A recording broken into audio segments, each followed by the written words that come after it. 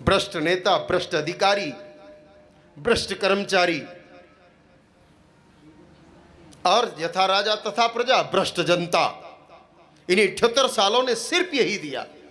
आज खूब अच्छे अच्छे कसीदे कढ़े जा रहे होंगे लाल किले की प्राचीर से, खूब बड़ी बड़ी बातें की जा रही होगी लाल किले की प्राचीर से, लेकिन सिर्फ बातें हैं। वो 78 साल में हिंदू संस्कृति का सर्वनाश हुआ, सनातन धर्म का विनाश हुआ और इस भारत की धरती से गौ हत्या बढ़ी और आधिकारिक रूप से बढ़ी। पहले सिर्फ मुसलमान गौ हत्या करते थे, आज अधिकारी गौ हत्या कर रहे हैं, करवा रहे हैं। यह हुआ है 78 साल में इस भारत में। कांग्रेस आई, बीजेपी आई, इन सब दुष्ट राजनेताओं ने, भ्रष्ट राजनेताओं ने सिर्फ और सिर्फ सनातन संस्कृति का सत्यानाश किया है। देश की आजादी के बाद जितने मुसलमान हिंदुस्तान में बढ़े, देश की आजादी के बाद जितने ईसाई हिंदुस्तान में बढ़े, उतने तो अंग्रेजों और मुसलमानों के काल में भी नहीं बढ़े थे। बात कर रहे हैं कि हिंदुओं का काल है, क्या खाक हिंदुओं का काल है? एक हिंदू अगर सिर्फ ये पूछता है कि इन ठूस ठूस के गाय माताओं को ट्रक में भर के कहां ले जाया जा रहा है, उनको झूठे मुकदमे लगा करके और जेल में डाल दिया जाता है। यह है भ्रष्ट हिंदुस्तान आज का। 2 दिन पहले गवाह है, इतिहास गवाह है और ये सारण जी गवाह है। 2 दिन पहले नागौर क्षेत्र के पर्वत सर में पशु मेले की आड़ में गौ तस्कर, लोग कह रहे हैं साहब किसान गाय ले जा रहे हैं। लो, आप में से कितने किसान हैं जिनको गाय और बैल चाहिए, ले मुफ्त में देता हूं, लेने को तैयार हो क्या? सैकड़ों ट्रकें भर करके बैल जा रहे थे। बताया जा रहा था खेती के लिए है, आपको खेती के लिए बैल चाहिए, मैं देता हूं ना मुफ्त में। मेरे पास 22,000 बैल खड़े हैं आज की तारीख में। किसको चाहिए? मुफ्त में लीजिए ना, वहां से खरीद क्यों रहे हो? वो खरीदने वाले किसान नहीं, वो खरीदने वाले कसाई थे। और पुरानी पर्चियां, झूठी पर्चियां, उनके आधार पर विक्रय हो रहा था। सिर्फ जाकर के 2 शब्द पूछे कि ये क्या है, इतनों में उन गुंडे पुलिस वालों ने, भ्रष्ट पुलिस वालों ने, जो नेताओं के तलवे चाटते हैं और कसाईयों से पैसे लेके कुछ खुद खाते हैं और कुछ नेताओं को खिलाते हैं, विधायक और सांसदों की जेबें भरी जाती है, उनको देने के लिए जब तस्करी रुकेगी तो दिक्कत आएगी ना।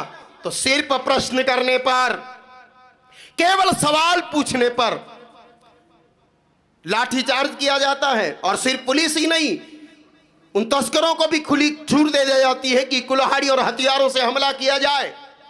अनेकों गौभक्त घायल होते हैं, दौड़ा दौड़ा करके पीटा जाता है और शेष को डाल दिया जाता है लॉकअप में, जो अभी तक 3 दिन में छूट नहीं पाए हैं। देश आजादी का उत्सव मना रहा है और वो गोभक्त बंधन में पड़े। कैसी आजादी है ये? धोखा है, धोखा। आजादी के नाम पर हिंदुस्तान में सिर्फ और सिर्फ धोखा है। ये उत्सव नहीं, मातम मनाने का दिन है।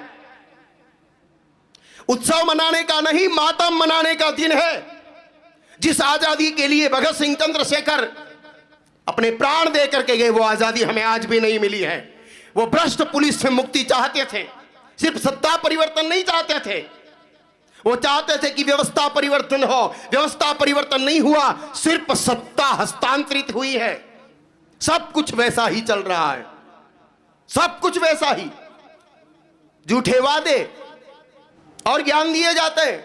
साहब किसान कहां जाएंगे? अरे हम तो ऐसे किसानों को मुफ्त में बैल दे करके और सम्मानित करना चाहते हैं, उनके पैर धो के पीना चाहते हैं जो बैल से खेती करे। है कहां किसान? पर्वत सर के मेले में आने वाले सब के सब तस्कर हैं, कसाई हैं। कौन किसान पैसा देगा जब मुफ्त में उनको बैल मिल रहे हैं? हम खुला कह रहे ना कि 22,000 बैल हमारे पास है देने के लिए। किसी को चाहिए तो बोलो ना, भाड़ा भी नहीं लेंगे, उनके घर तक पहुंचाएंगे और उनको माला पहनाएंगे कि तुम भले आदमी हो जो बैल से खेती कर रहे हो। है कौन? 5 बीघा खेत वाला भी ट्रैक्टर लेकर के घूम रहा है। वाह भाई, बड़े गजब है। मार गौरक्षकों ने खाई, गौ सेवकों ने खाई, डंडे गौ सेवकों पर चले और केस भी उन पर लगा। ऐसी ऐसी धाराएं लगाई गई, 307 और 302 जैसी। वाह, ऐसा तो शायद अंग्रेज भी नहीं करते थे। जैसा वर्तमान समय में हो रहा है ऐसा अंग्रेज भी नहीं करते थे। इसलिए आज सत्ताओं में उन अंग्रेजों के बाप बैठे हैं। ये जो बैठे हैं वो उन अंग्रेजों के बाप हैं। शायद अंग्रेजों ने भी जैसा नहीं किया होगा। इतने कत्लखाने उस समय भारत में नहीं थे, और वहां के नेता एमएलए कह रहे हैं, ज्ञान झाड़ रहे हैं कि साहब 100 सालों से हमारे यहां तो पुरखों के समय में मेले चल रहे थे, बैल बिकते हैं। अरे 100 साल पहले तुम्हारे पुरखों के पास ट्रैक्टर थे क्या? ये जवाब तो दो। उस समय ट्रैक्टर नहीं थे, बैलों से खेती होती थी। आज सरकार ट्रैक्टर के लिए लोन दे रही है, यूरिया के लिए सब्सिडी दे रही है। क्या बैल के लिए लोन है? क्या गोबर पर सब्सिडी है? एयर कंडीशनर में बैठ करके और नोट बांट करके वोट लेने वाले राजनेताओं, तुमको क्या पता चले कि गौ सेवकों का दर्द क्या है? नेतागिरी जान रहे थे। इतने दूर दूर से आए हैं ये लोग, कैसे आ गए? अरे विचार करो, वो गरीब लोग पैसा खर्च करके अपने प्राणों को हथेली पर रख करके दूर दूर से आए, उनके हृदय में पीड़ा होगी तब पहुंचे हैं। तुम क्या खाक जानो भ्रष्टाचारियों, हिंदुत्व के नाम पर कलंक। जो राजनेता हैं, जो हिंदुत्व की राजनीति भी कर रहे हैं या कोई और राजनीति कर रहे हैं, वो क्या जाने कि गाय क्या है और गाय का दर्द क्या है। जिस देश की अर्थव्यवस्थाओं का आधार ही तुमने बीफ मार्केटिंग बनाया हो, याद रखना अंजाम बुरा होगा। सत्ता के अहंकार में जो तुम कर रहे हो उसका परिणाम बुरा होगा। न रावण बच पाया, न कंस बच पाया, तो तुम किस खेत की मूली हो। लेकिन हां, अगर आप आजादी का असली उत्सव मनाने की इच्छा रखते हो तो एक दृढ़ संकल्प करना पड़ेगा कि जो स्थितियां 1857 से लेकर के 1947 तक भारत में थी, वो स्थितियां वापस लानी पड़ेगी। सिर्फ अपने बच्चों को पालने से बात नहीं बनती है। बच्चों को तो कुतिया भी पालती है, कौन सी बड़ी बात है?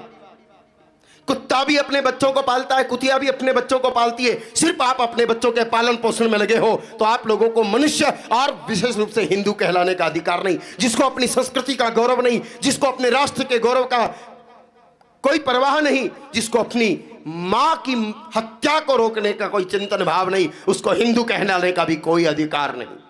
3 दिन से खामोश होकर के हम देख रहे थे, सबसे चर्चाएं कर ली हमने 3 दिन में, लेकिन परिणाम जो हाथ में आया वो यही आया। हम सोच रहे थे कि शायद आजादी के उत्सव से पहले वो गौ सेवक जिनके हृदय में सिर्फ गाय माता के प्रति पीड़ा है और कुछ भी नहीं, कि मेरे देश की गाय बचनी चाहिए, राम की गाय बचनी चाहिए, कृष्ण की गाय बचनी चाहिए।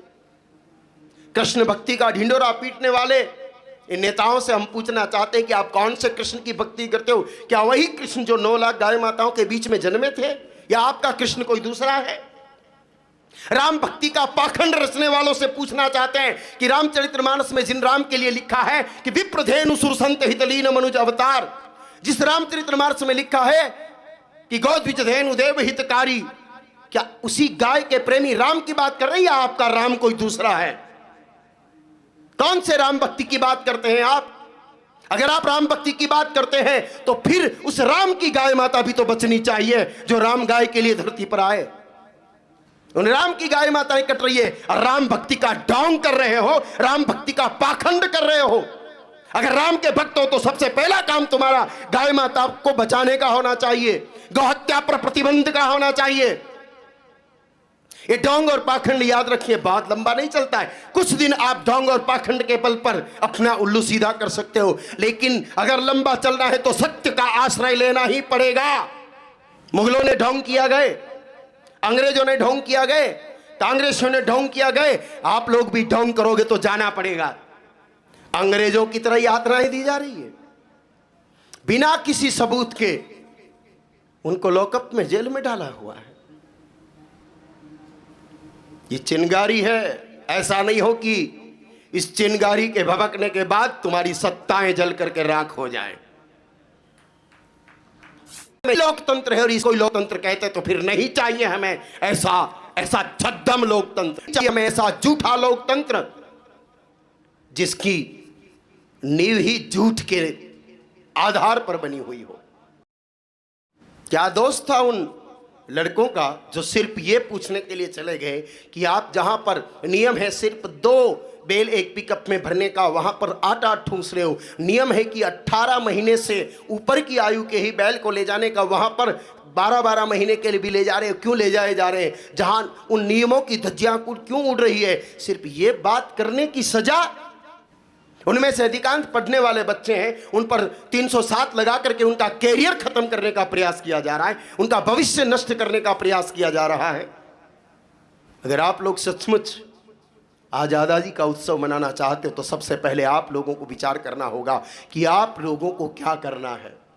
अगर गाय के पक्ष में खड़े हो तो ठीक, और नहीं तो अपने आप को हिंदू कहलाना बंद करना पड़ेगा। ये कथाएं सुनने से कुछ नहीं होगा, फिर इन पूजा पाठों से कुछ नहीं होगा, इन देव दर्शनों से भी कुछ नहीं होगा। अगर आपके हृदय में गौ के प्रति प्रेम नहीं है तो इस ढोंग और पाखंड के दुनिया से आपको बाहर आना पड़ेगा। याद रखना, पाखंडियों की सहायता परमात्मा भी नहीं करता है। हो सकता है कुछ लोगों को अभी तकलीफ हो रही होगी, उन लोगों को होगी जिनकी आदत ही तलवे चाटने की पड़ चुकी है। हमें व्यक्तिवादी नहीं बनना चाहिए, हमें सिद्धांतवादी बनना चाहिए। जो राम का सिद्धांत है, जो कृष्ण का सिद्धांत है, उस सिद्धांत को अपनाना सनातन धर्म है। व्यक्तिवाद पर मेरा देश कभी नहीं चला था, सिद्धांतों पर चला था। और आज इन 78 सालों में सिर्फ और सिर्फ सिद्धांतों का गला घोंटने का काम हुआ है। चाहे करपात्र जी का कालखंड हो और चाहे ये 2025 चल रहा हो, एक जैसी स्थितियां हैं। न्यायपालिका अंधी है, मीडिया बिक चुका है। अरे कोई समाचार छापने से पहले मीडिया पूछे तो सही दोनों पक्षों को कि सत्य क्या है। सिर्फ कागज के टुकड़ों पर आप समाचार छापोगे तो नारद जी आपको कभी माफ नहीं करेंगे। जो हो रहा है वो सबके लिए ठीक नहीं है, ये बात समझ लीजिएगा। आपने गलत जगह हाथ डाल दिया है, आप लोगों ने गलत जगह हाथ डाल दिया है और परिणाम इसका बहुत बुरा होगा। अंग्रेजों में बहुत अहंकार था, उनको लगता था कि भारत में हमारी सत्ता को कोई हिला नहीं सकता, लेकिन उनको आखिरकार जाना पड़ा। मुगलों को बहुत अहंकार था, अकबर बाबर हुमायूं को, कि हमको कोई हिला नहीं सकता। आज उनकी हालत क्या है आप सब जान रहे हैं। इसलिए याद रखना,